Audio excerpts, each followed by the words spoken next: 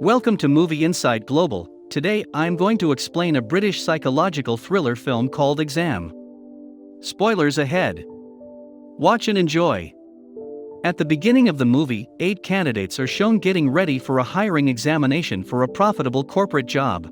Some candidates motivate themselves with encouraging words, while some add a few touch-ups to their appearances before moving to the examination hall. The place is dimly lit with desks for every candidate kept uniformly throughout the room, and it also has cameras to monitor their activities.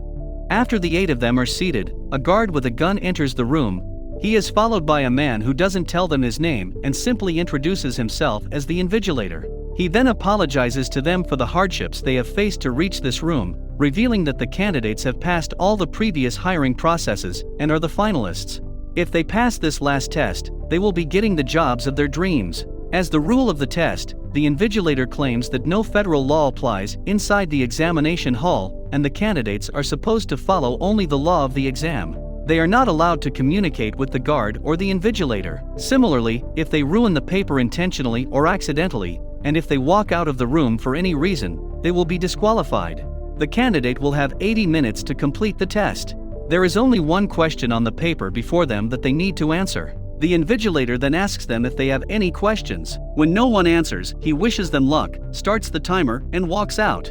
The candidates turn their respective papers around and see that it is completely blank. All of them look at each other in confusion. As time passes, they get more nervous.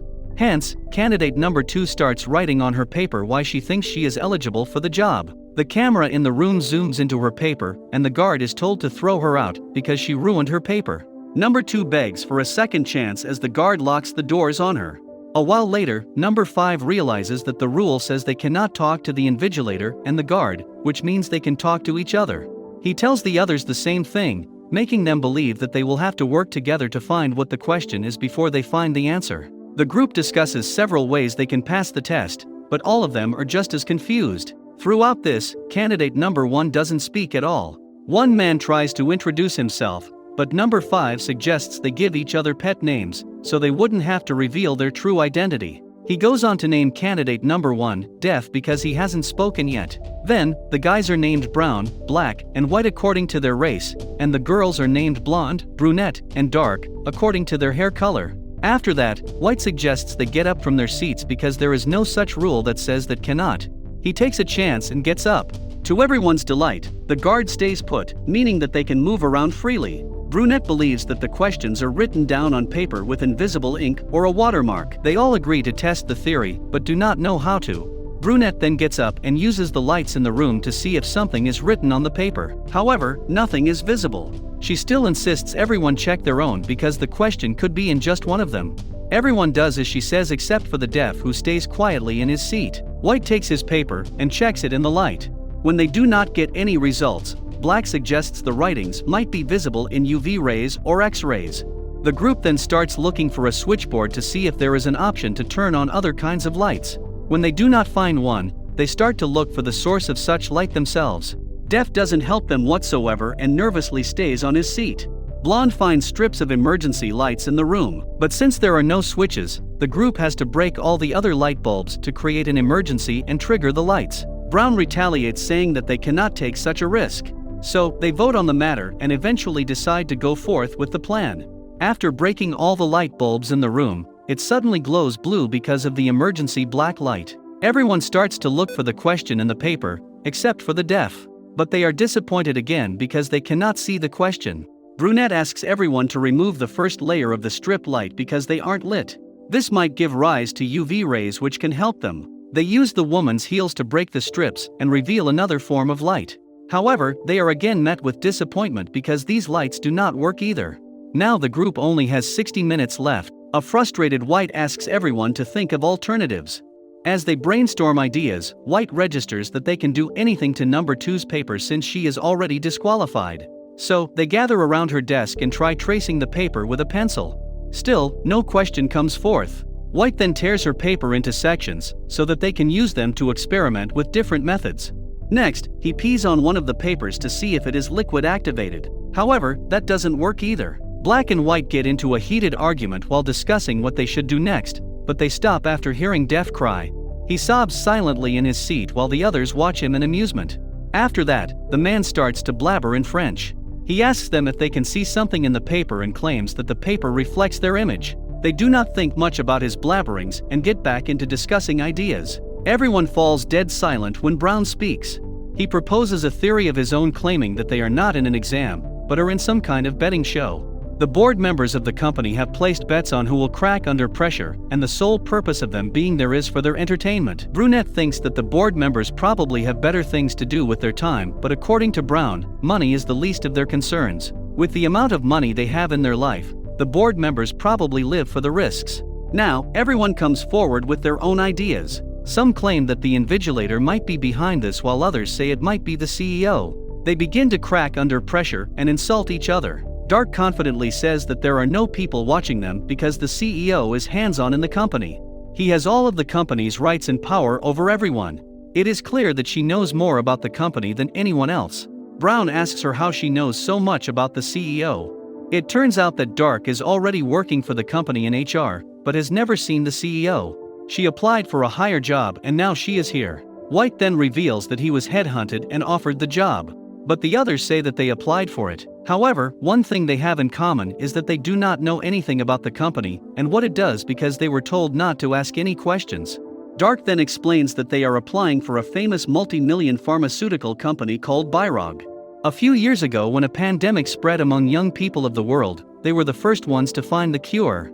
Currently, their yearly turnover is $20 billion, all because of their CEO. Suddenly, Black suggests that the company might have found a cure to the newest deadly disease that has been killing millions of people around the world. Brunette is suddenly intrigued and asks Black more about it. This makes White suspicious, so he asks Brunette if she is also infected by the virus. Brunette says she isn't and dismisses the matter. To take the attention off her, she approaches the guard and brings a lighter out of his pocket without talking to him. Then, she glances at the fire alarm. The group plans to use the lighter to trigger the sprinkler because water can potentially develop the writings on the paper. For this, Brunette gets on top of a chair, but doesn't reach the fire alarm.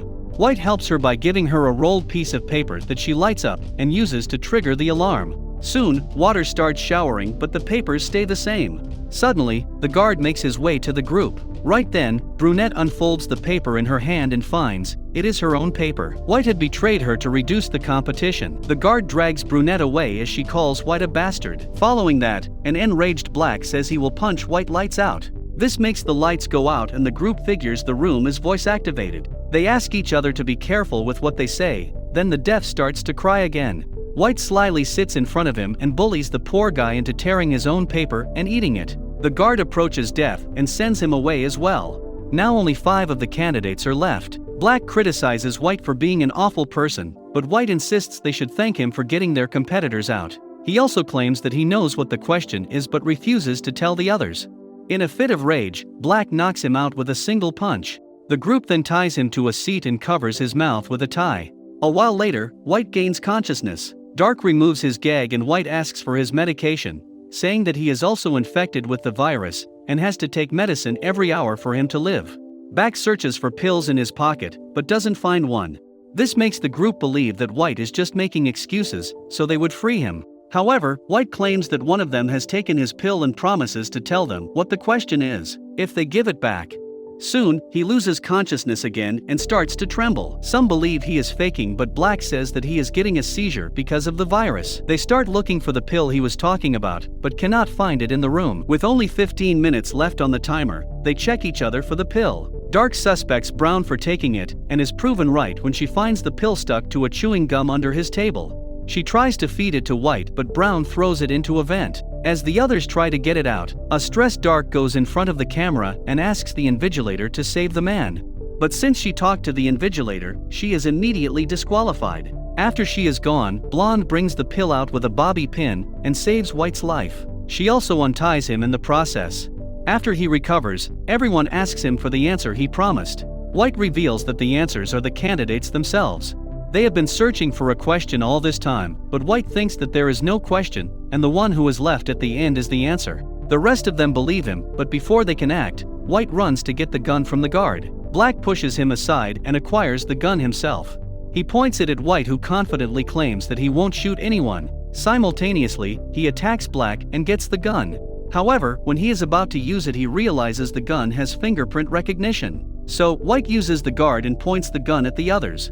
He threatens everyone to get out of the room on their own so he can win the position. Brown doesn't retaliate with the fear of being shot, walks out deliberately. A scared blonde slowly walks outside but yells lights out at the end. The room goes pitch dark, making White shoot in random directions. When the lights come back, Black falls limp on the floor with a bullet hole on his chest. White looks around and sees Blonde still has a foot inside the room. He is about to shoot her as well but notices that the timer has stopped. Now, White walks to the camera and tells the invigilator that he is the winner of the competition. The guard approaches and shows him the time. White is in shock to see they still have 20 seconds left, meaning that he is disqualified for talking to the invigilator. It is then revealed that the death had changed the time when they were busy discussing other things. At last, the only one left is Blonde. She walks into the room and picks up Death's glasses that had fallen while he was being taken out. Using those, she looks at the paper and sees question 1 written on it. To her uttermost surprise, Death enters the room revealing that he is the CEO of the company and was in the test to keep an eye on everyone. Blonde walks up to him and says no. The CEO and the invigilator smile, seeing that she has figured out the question and passed the test. It turns out when the invigilator asked them if they had any questions at the beginning of the test, it was the only question they had to answer. The whole exam was set to test the candidate's intelligence and attentiveness.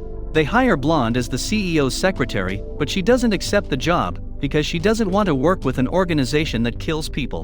The invigilator reveals that Black isn't really dead and that the bullet he got hit with is a capsule that heals the wound after penetrating the body. It is actually the magical medicine they have recently manufactured which can cure any disease in the world. At last, Blonde accepts the job and the movie ends as she shakes hands with the CEO. Thanks for watching. Please like, share and subscribe the channel.